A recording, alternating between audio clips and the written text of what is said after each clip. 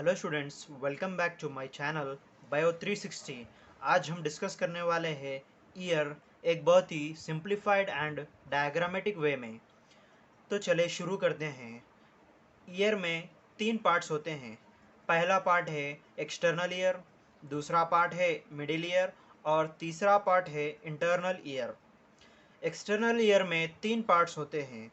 पहला है आरिकल, इसे हम पिन्ना भी कहते हैं। और दूसरा पार्ट होता है एक्सटर्नल ऑडिटरी कैनाल, या फिर हम इसे कह सकते हैं एक्सटर्नल ऑडिटरी मीटस। और तीसरा पार्ट होता है टिम्पैनिक मेम्ब्रेन।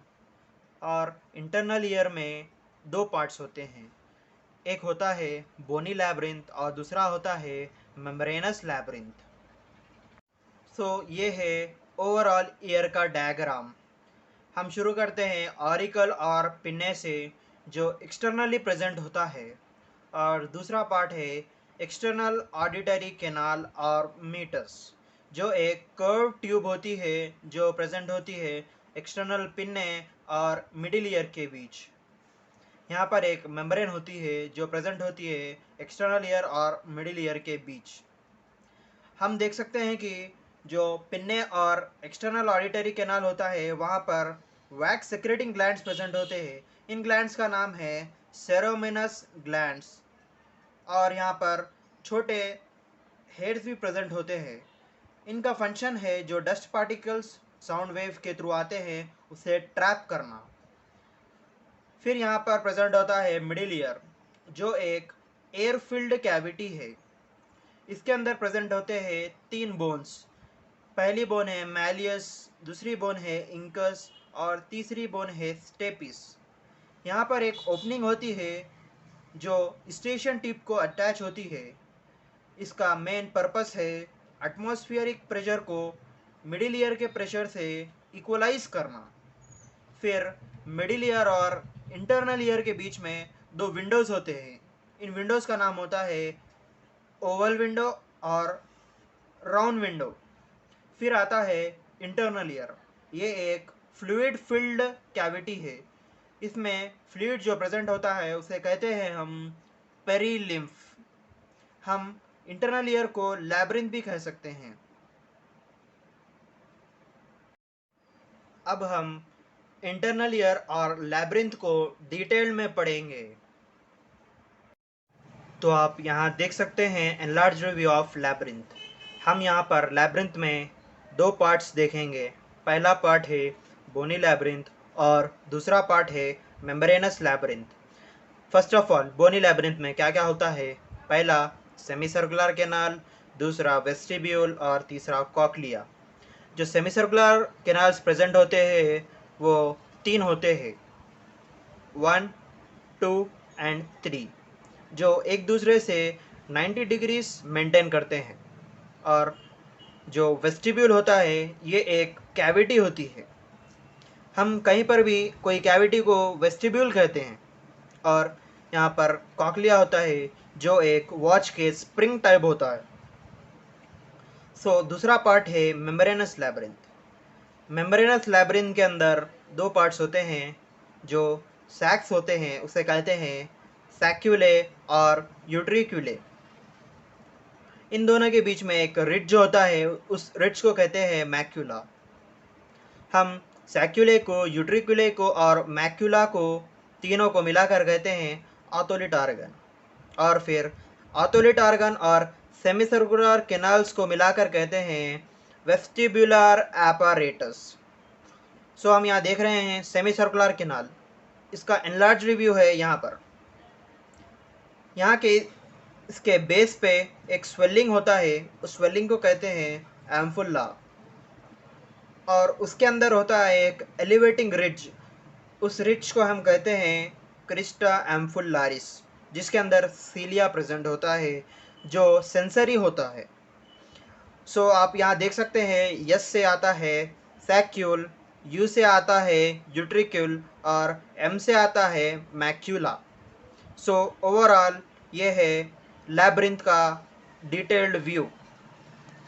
तो अब ऑथोलिट ऑर्गन और कॉक्लिया को डिटेल में पढ़ेंगे इसके एनलार्ज्ड व्यू में।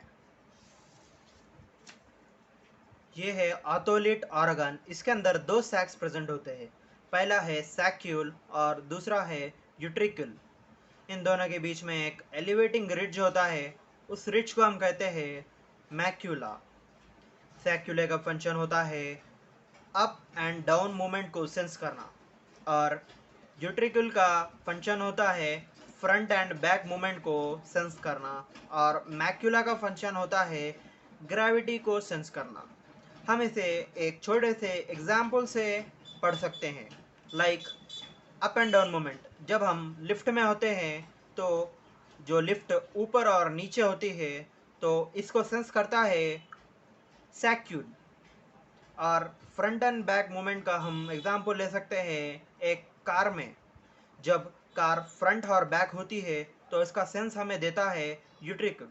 और ग्रेविटी का हम एग्जाम्पल ले सकते हैं जब हम जंप करते हैं तो उसे मैक्यूला डिटेक्ट करता है।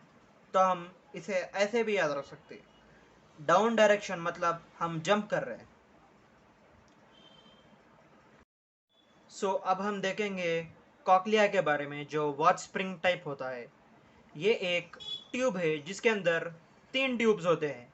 लाइक ये एंटायर एक ट्यूब है जिसके अंदर तीन ट्यूब्स होते हैं, एक, दो, तीन। पहली ट्यूब का नाम है स्केला वेस्टिबुलई, दूसरी ट्यूब का नाम है स्केला मीडिया, और तीसरी ट्यूब का नाम है स्केला टिम्पानाई। हम इसे एक मॉडल से भी पढ़ सकते हैं जो मैंने आपके लिए अभी बनाया है। सो ये है कॉक्लिया। ये कॉक्लिया जो वॉच स्प्रिंग होता है, मैंने इसके लिए ये एक मॉडल बनाया है। ये एक पाइप है जिसके अंदर तीन पाइप होते हैं।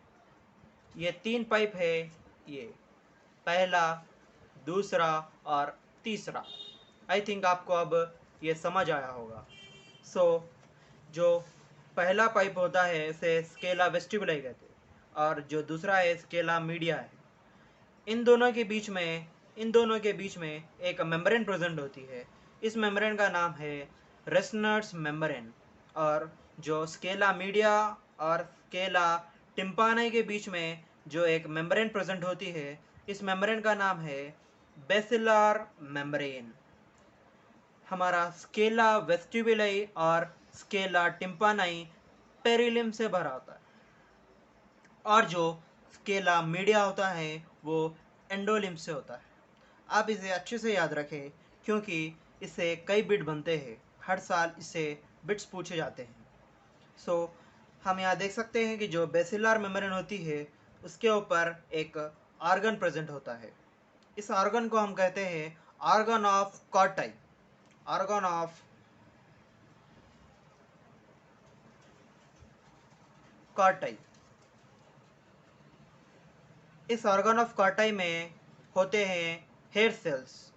ये है हेयर सेल्स जिनके टिप पर होते हैं स्टीरोसीलिया।